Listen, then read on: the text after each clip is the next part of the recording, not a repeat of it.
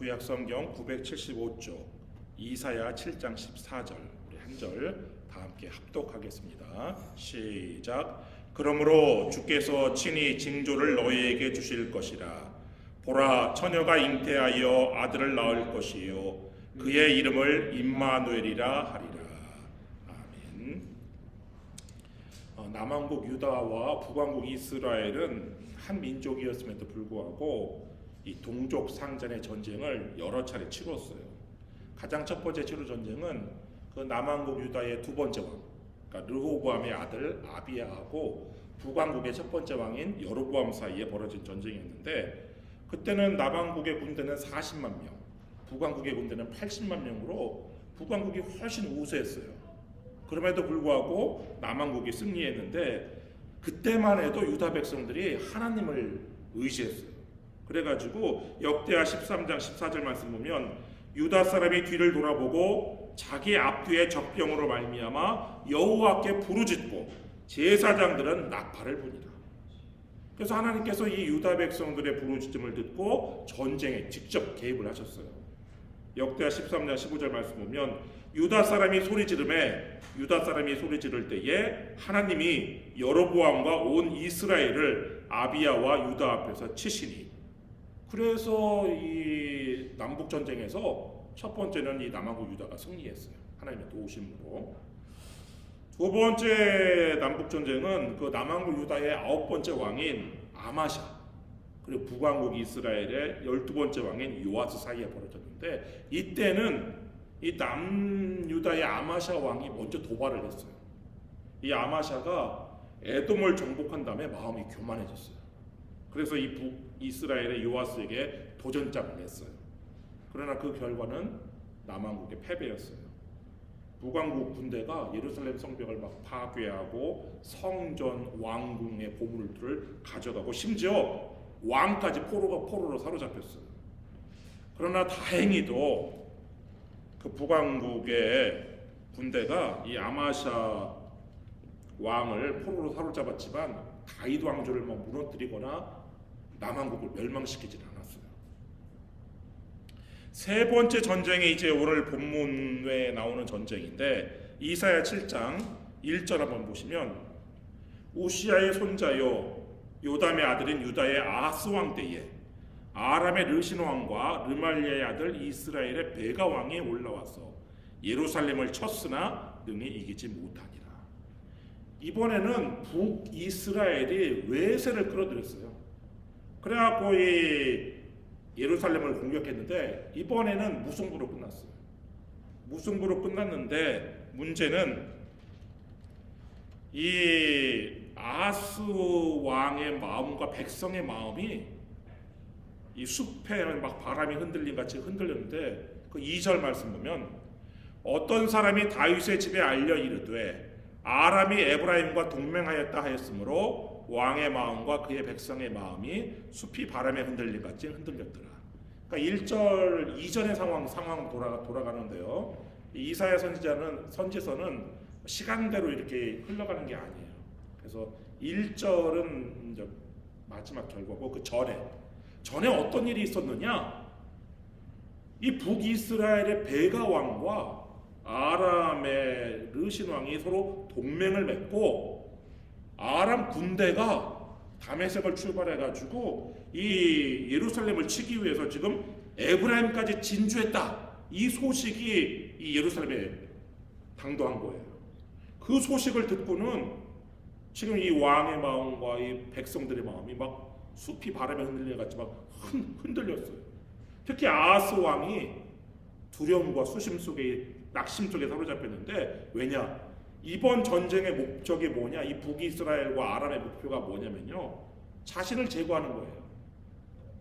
거기에 5절 6절 말씀 보시면 아람과 에브라임과 르말리아의 아들이 바로 베가인데, 악한 꾀로 너를 대적하여 이르기를 우리가 올라가 유다를 쳐서 그것을 쓰러뜨리고 우리를 위하여 그것을 무너뜨리고 다브엘의 아들을 그 중에 세워 왕으로 삼자 하였으나. 그러니까 이 전쟁의 목표가 뭐냐? 지금 남왕국 유다의 왕을 제거하고 다부엘의 아들, 이 다부엘의 아들이 누구인지에 대해서는 알려진 바가 없어요. 다만 이 다부엘이라는 이름이 유다 이름이 아니에요. 히브리식 이름이 아니라 아람식 이름이에요. 그걸로 볼 때는 이 다부엘의 아들이 뭐 다메섹에 있는 뭐 이 아람 왕의 왕족이거나 아니면 뭐 예루살렘에 살고 있는 이 아람계 어떤 사람이든지 이런 사람으로 추정되는데, 지금 이들의 목표가 뭐냐? 유다를 멸망시키고 다윗 왕조를 무너뜨리고 자신의 친아람계 나라를 정권을 세우는 게 목표란 말이에요. 그러니까 백성들보다도 이 아하스 왕이 더 큰 두려움과 낙심 속에 빠졌는데, 왜냐하면 지금 북왕국 이스라엘하고도 전쟁에서 전에 두 번째 전쟁에서 졌다고 그랬잖아요. 북왕국 이스라엘 한 나라만 상대하기도 버거운데 아람까지 같이 합세한 이 동맹국을 막기에는 역부족이거든요, 야하스가. 이런 마당에 하나님께서 이사야 선지자를 통해서 아하스 왕에게 말씀하시는데, 4절 말씀 보시면 그에게 이르기를 너는 삼가며 조용하라. 르신과 아람과 르말리아의 아들이 심히 노할지라도 이들은 연기나는 두 부직갱이의 그루터기에 불과하니 두려워하지 말며 낙심하지 말아라. 하나님께서는요, 지금 이 르신 왕과 이 베가를 두려워해가지고 지금 이 아하스 왕이 아수르에게 도움을 지금 요청하려고 지금 그렇게 계획을 세우고 있어요. 하나님에게 도움을 구하는 것이 아니라 아수르에게 도움을 요청하려고 계획하는 이 아하스에게 가만히 있어, 가만히 있어라, 너 조용히 가만히 있어라, 이렇게 지금 명령을 하죠. 여러분, 하나님께서 움직이지 말고 행동하지 말고 가만히 있으라고 말씀하실 때가 있어요. 출애굽기 14장 13절 말씀 보면 모세가 백성에게 이르되 너희는 두려워하지 말고 가만히 서서 여호와께서 오늘 너희를 위하여 행하시는 구원을 보라. 너희가 오늘 본 애굽 사람을 영원히 다시 보지 아니하리라.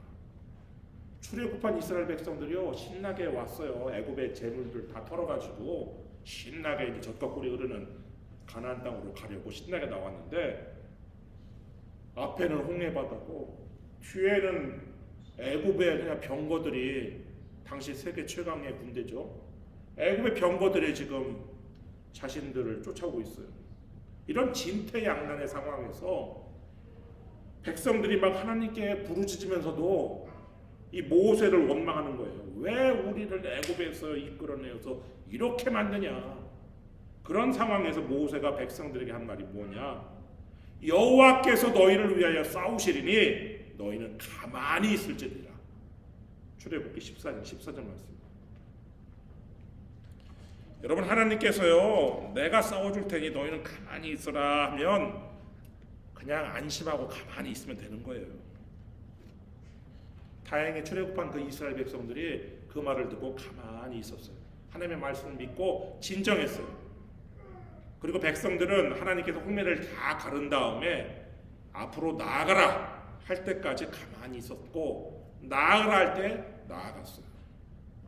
그리고 그 결과는 우리가 다 잘 아시다시피 백성들이 다 건너고 애굽의 병거들이 그 뒤를 따라 추격하는데 하나님께서 홍해 바다를 합치신 거예요. 그래서 애굽의 군대가 다 그냥 수장되고 말았죠. 다시 보지 못했어요. 여러분, 우리는 하나님께서 가라 할 때 가고 서라 할 때 서면 되는 거예요. 하나님께서는 지금 아하스에게 가만히 있으라 그랬어요. 아수르에게 도움을 구하려는 그 생각을 버리고 가만히 있어라. 두려워하지 말고 낙심하지 말아라. 왜냐? 저들의 계획은 이루어질 수 없다라고 하나님께서 못 박으셨어요. 이사야 7장 7절 말씀 보면 주 여호와의 말씀이 그 일은 서지 못하며 이루어지지 못하리라. 그 일은 바로 6절에 나오는 계획이죠. 악한 계획인데 다윗 왕조를 무너뜨리고 유다를 멸망시키려는 그 계획은 이루어지지 않는다라고 못을 박으셨어요. 오히려 반대로 북이스라엘이 멸망할 것을 예고하시는데 8절 말씀 보면 대저 아람의 머리는 다메섹이요 다메섹의 머리는 르신이며 65년 내에 에브라임이 패망하여 다시는 나라를 이루지 못할 것이며. 지금 겉으로 볼 때는 굉장히 북이스라엘 열집하잖아요. 땅 영토도 넓고 인구도 많아요. 유다보다 강성한 국가란 말이에요. 거기에다가 지금 동맹군까지 있으니까 도저히 어떻게 할 수가 없는 이런 상황인데 하나님께서는 지금 북이스라엘이 다시는 나라를 이루지 못할 것이다 라고 말씀을 해주셨는데, 근데 문제는 이 아하스가 하나님의 말씀을 믿지 않는 거예요. 아하스는 하나님을 신뢰하는 대신에 아수르를 의지했어요.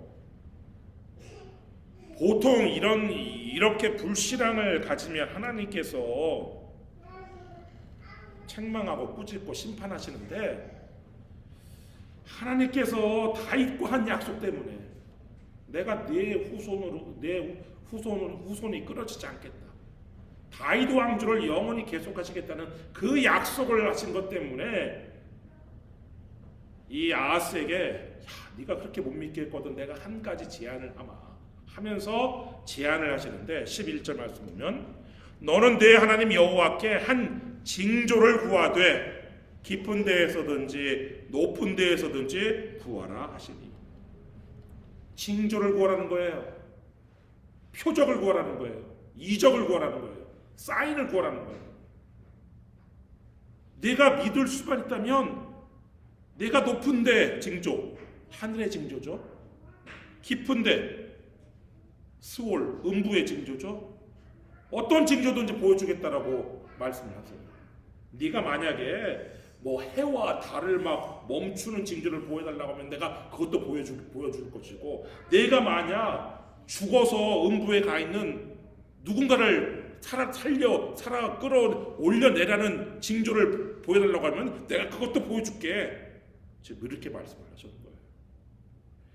여러분, 하나님께서, 전능하신 하나님께서, 만물의 주제이신 하나님께서 이렇게까지 지금 아하스가 뭐라고 막 이렇게 쩔쩔 매는 것처럼 보이는 이런 상황까지 이렇게까지도 하시는데도 이 아하스가 자신의 고집을 꺾지 않아요. 자신의 인간적인 계획을 수정하지 않아요. 12절 말씀 보면 아하스가 이르되 나는 구하지 아니하겠나이다. 나는 여호와를 시험하지 아니하겠나이다 한지라. 하나님께서 징조를 구하라고 내가 보여주겠다. 네가 내 말을 못 믿겠거든. 내가 이렇게까지 하겠다라고 했는데도 나 징조 구하기 싫어요. 그런데 그 이유를 자신이 믿음이 마치 좋은 사람처럼 포장을 하는데, 나는 하나님을 시험하지 아니할 거예요.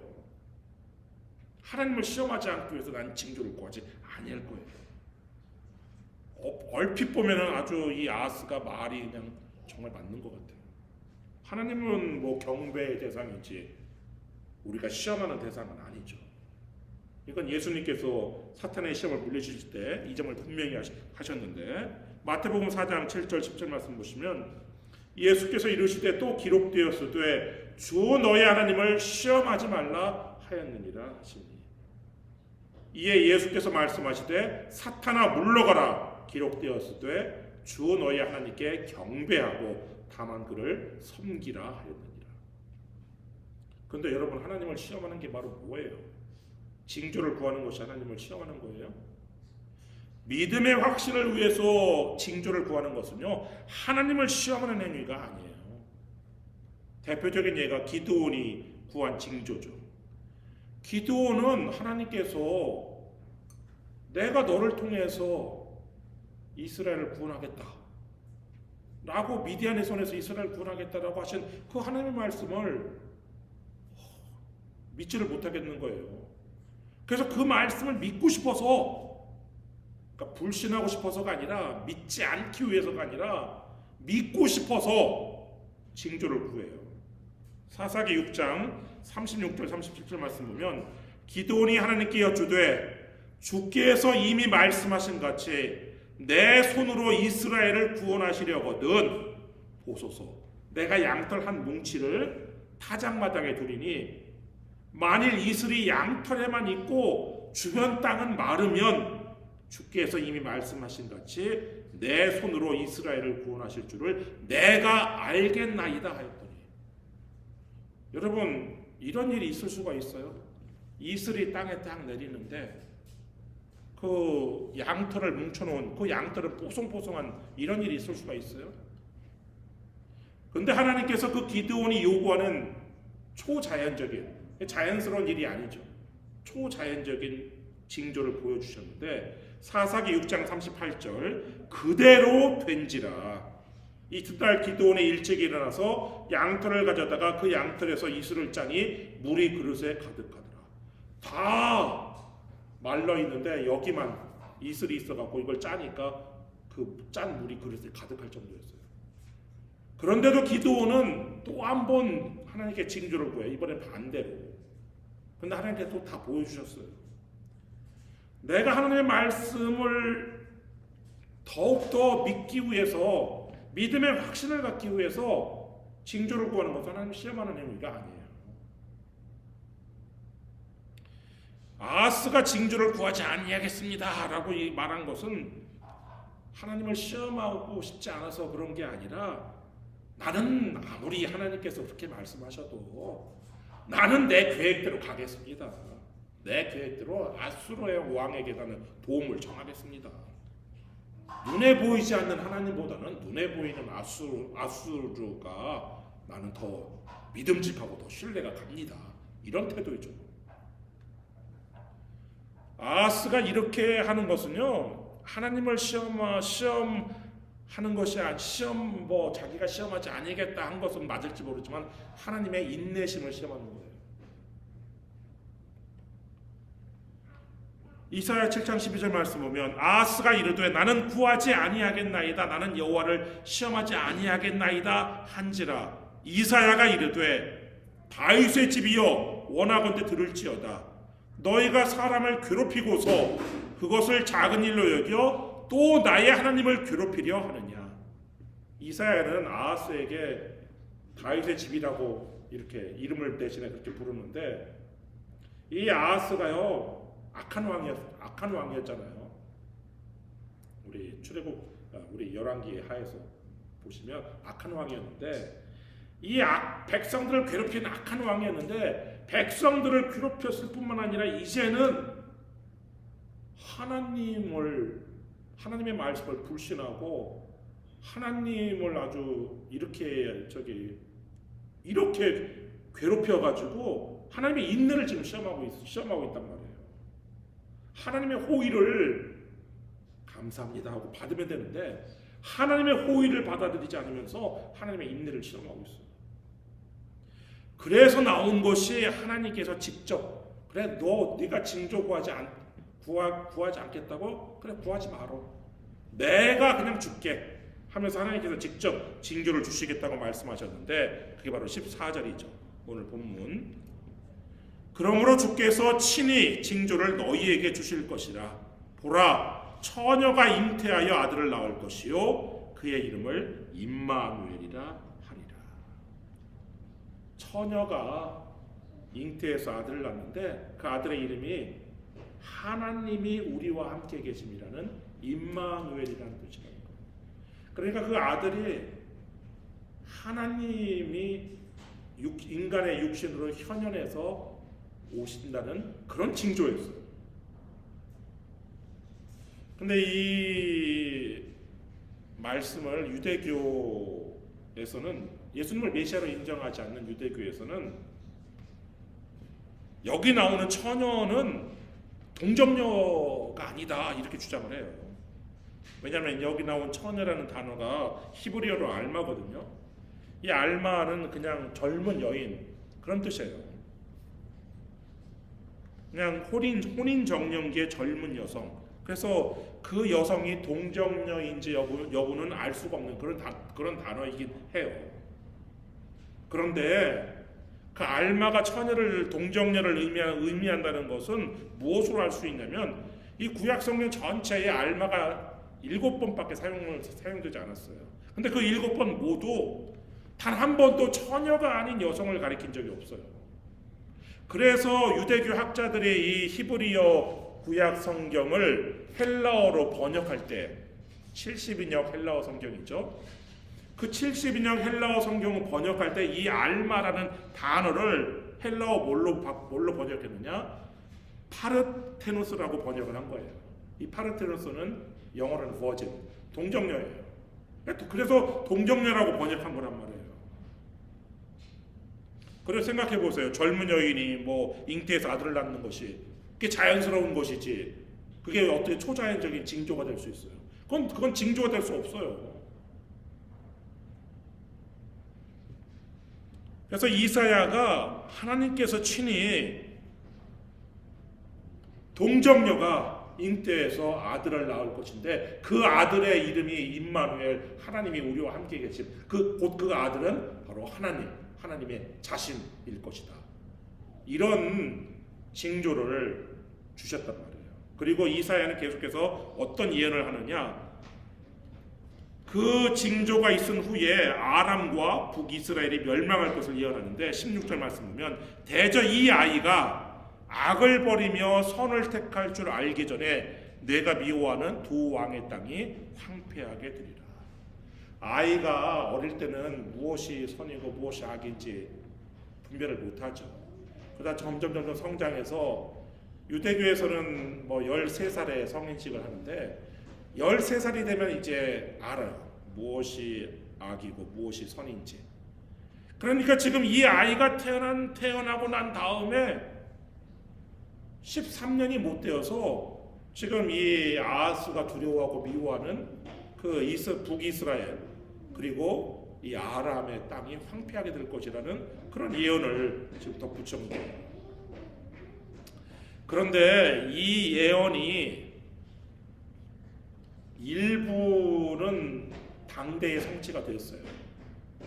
그건 무엇으로 성취되었냐면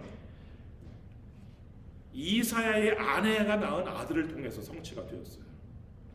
그 이사야 8장 3절 말씀 보시면 내가 내 아내를 가까이 하매 그가 임신하여 아들을 낳은지라 여호와께서 내게 이르시되 그의 이름을 마헬살랄 하스바스라 하라. 이는 이 아이가 내 아빠 내 엄마라 부를 줄 알기 전에 다메섹의 제물과 사마리아의 노략물이 아수르 왕 앞에 옮겨질 것이니라 하시니라. 실제로 마헬살랄 하스바스라는 그 좀 복잡하고 어려운 특이한 이름인데요. 이거는 무슨 뜻이냐? 노략품을 재빨리, 전리품을 잽싸게 이런 뜻이에요. 이건 뭐냐면 하나님께서는 때로 선지자의 아들의 이름을 통해서 메시지를 전하셨는데 이 아들의 이름을 통해서 전한 메시지가 뭐냐? 이제 아람과 북이스라엘에 대한 노략이 아주 급하고 약탈이 빠를 것이다. 이런 메시지를 지금 전한 거예요. 실제로 이 마헬살랄 하스바스가 태어나고 2년이 못 돼서 2년이면 아빠, 엄마 이렇게 부를 수 있잖아요. 그때에 이 아수르가 다메섹을 정복해가지고 이 아수르의 재물을 싹 갖고 갔단 말이에요. 그리고 10년 후에 사마리아가 이제 아수르 사람들에게 정복을 당했는데, 그러니까 마헬살랄 하스바스가 이사야의 아들이 12살이 되었을 때, 이때 이 사마리아가 이 북왕국 이스라엘이 땅이 황폐하게 됐단 말이에요. 그래서 이 임마누엘 오늘 이사야가 전한 예언 중에 절반은 부분적으로 성취가 되었어요. 이사야의 아들을 통해서, 이사야의 아내가 낳은 아들을 통해서 부분적으로 성취되었는데, 근데 온전한 성취가 아닌 것은 뭐예요? 이사야의 아내가 처녀가 아니라는 것이죠. 동정녀가 아니라는 것이죠. 그래서 이사야의 아내를 통한 이사야 8장의 그 성취는 부분적인 성취고, 실제 온전하게 성취된 것은 바로 동정녀 마리아에 의한 아기 예수의 탄생이죠. 마리아가 수태고지를 받아요. 가브리엘 천사가 마리아를 찾아와 가지고 누가복음 1장 31절 말씀 보면, 보라 내가 잉태하여 아들을 낳으리니 그 이름을 예수라 하라. 그리고 네가 낳을 아들은 왕이 될 것이다 라고 이 가브리엘 천사가 얘기해 주는데 누가복음 1장 33절 말씀 보면 영원히 야곱의 집을 왕으로 다스리실 것이며 그 나라가 무궁하리라.